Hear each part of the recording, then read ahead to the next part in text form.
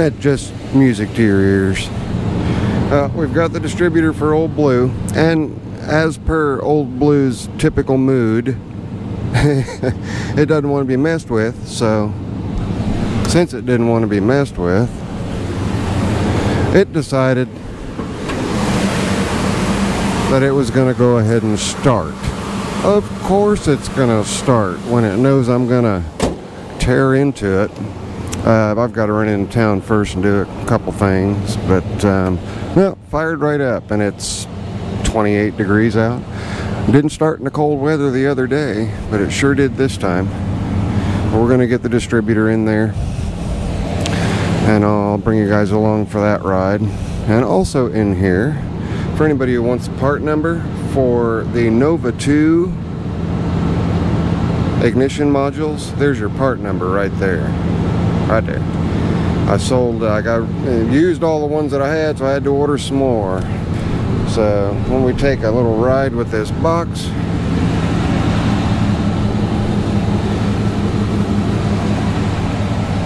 see people doing stuff like that all the time.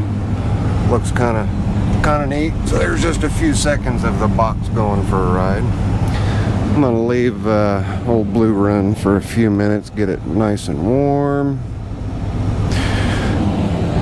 engine wise, because I need to spray my hinges, and I also need to wipe all my gaskets so that my doors won't freeze, so they won't stick to one another. Yeah, I've still got the old Craftsman out here. Didn't run into anybody that tripped my trigger as far as someone who could use it and me not feel like they're just taking advantage of my generosity. So it doesn't mean that it won't end up finding a home. Let's see if this thing will start as cold as it is out here. See how good that old Kohler is. You ready?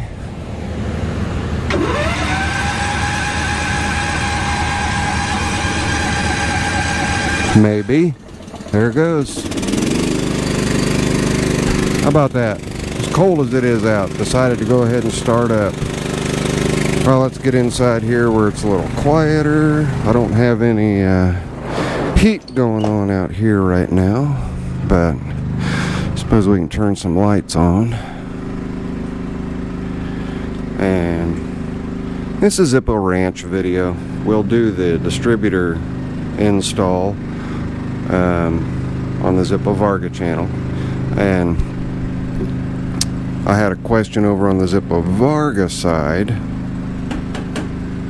who the manufacturer of my ultrasonic cleaner is. Well, ultrasonic cleaner's manufacturer just has a number, and I got it from Walmart, but there's your model. It's a 240 HTD, and there's all your pertinent info right there for it. It's just a no frills, just gets the job done. And to the person who asked, I suggest, at least in my experience, using a 50-to-1, or excuse me, a 50-50 mix of LA's Totally Awesome. I'll show you the bottle of that here in just a second. And also pick yourself up a tea steeping bag. These come in different sizes, but it's great for the small parts so you won't lose the small parts. All of the holes are plugged up so it's floating. There we go. Alright, so there's the ultrasonic cleaner. I've not been out in the shop for a while. Been taking care of some other stuff. Domestic stuff. What was I gonna... Oh, LA's Totally Awesome. I believe there's a partial bottle up here. They're usually... Yep, there's one right there. That's the stuff right there. And this is a 64 fluid ounce bottle. I think it's like $3. It is not very much at all. And it has a complete listing on here of things that it's good for. Alright. You can get down to grease. It says, you know, some things it says to just use straight, like your engine or your floor mats. Other things to use it straight: ink, kitchen stove hood, 'cause it's usually, you know, greasy, nicotine buildup. Those are all the straights. You know, just, I mean, you name it, it is what it says it is, and it is awesome. It does a fantastic job, especially in my ultrasonic parts cleaner. And I was watching a video on a gentleman, Magnus, and he inquired, at what point does his ultrasonic cleaner fluid need changed as per the actual ultrasonic cleaner fluid that he purchased. And interestingly, the way to test it, you don't use pH strips or anything like that. You take a piece of aluminum foil, set it over top of the liquid, turn it on, and if it blows holes through it, blows holes through the aluminum foil from the ultrasonic action, the fluid's still good. Weird!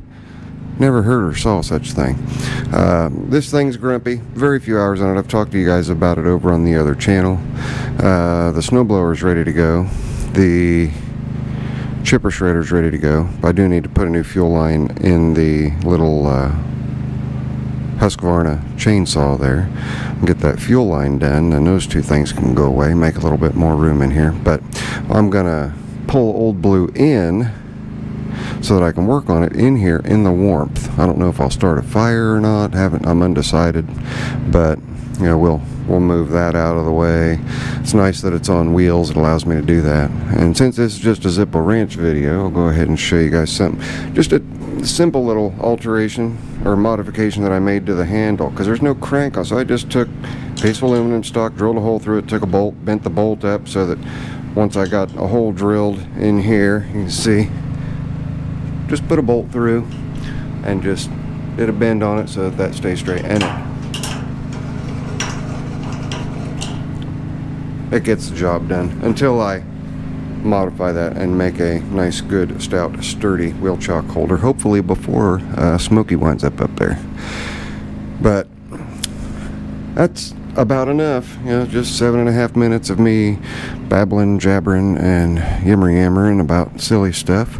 Still have to finish up the, and here I go, I keep talking, right? Got to finish up Trader. Not a whole lot left to do there, but I am going to show you guys over here on this channel what I'm going to do for exhaust. You guys might remember I did have the 2 stainless steel exhausts coming straight up the side here. No more. What we're going to do this time, I'm pretty sure I'm going to have to grab a flashlight, so I'll grab one of those, is I have this 1 1/8" flexible exhaust hose. That piece of exhaust hose is actually for the likes of Briggs Maytag hit miss engines and the like. So I'm going to use it, and I'm going to come off. I've got the 2 exhaust manifold couplers. Where are they at? There they are. I'm going to just show you one of them. I've got these that'll go in each of the ports and bolt in, and then the hose I'll make some bushings that'll slide over this, and that'll be the right size for the hose. And then the hose is just going to come, old Duesenbergs and stuff like that have the side pipes coming down out of the engine compartment, running down the floorboards and stuff. Well, that's what I'm going to do here. I'm just going to run both of them down and down the center of the frame rails and bring them out underneath the tractor. And I'll only be able to show you with one. I'm not talented enough to hold on to both of them, but let me just get situated and you guys will get the general idea. There's going to be one on each side, just coming out the back. That's what I'm going to do and how I'm going to do it. So that's when I get to Trader. Tell you what I've got going on right now as far as customer base goes. We've got the John Deere. It won't start. I've got to pull the carburetor and throw it through this ultrasonic cleaner. Like I said, the snowblower's fine. Took care of it. I got to take care of the chainsaw. Then I have I have one to bring in for service that needs carburetor work. It's a later model Craftsman than the one that's running outside right now. Then I have an older Craftsman, very similar to the one that's sitting out there running, that the steering column broke on, that I'm hoping the pie gears are good on, and I might be able to make 2 tractors out of one, and it has a newer engine in it, so that'll add an engine to the Horde.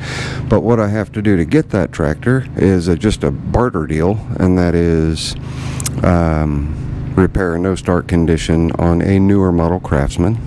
So I'll take care of that. 2 separate Craftsmans that I'm talking about here. So I have 2 Craftsmans coming in. Then I have a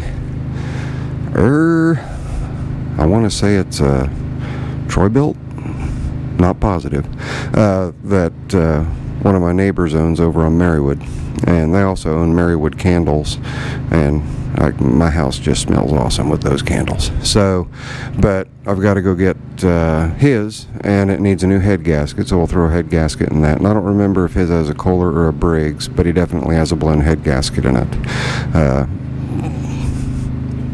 And then sometime down the road we'll just toss an engine in this just so you guys can see it moving under its own power. I think this will be a neat project, but it won't happen until after I get Smokey taken care of, get all of his new parts put in and whatnot. And then I still have, embarrassingly, all of these plates that I'm going to be mounting up in the dead space up here. So, and I was waiting for my neck to feel better. My neck is feeling better, not fantastic, but better. So we'll be getting those put up. I'll have Miss Zippo help me do that. I'll get it all warmed up out here and everything. But there's my new ignition modules. I got way too much stuff up here. I got to get all cleaned out and cleared out. It's just a train wreck.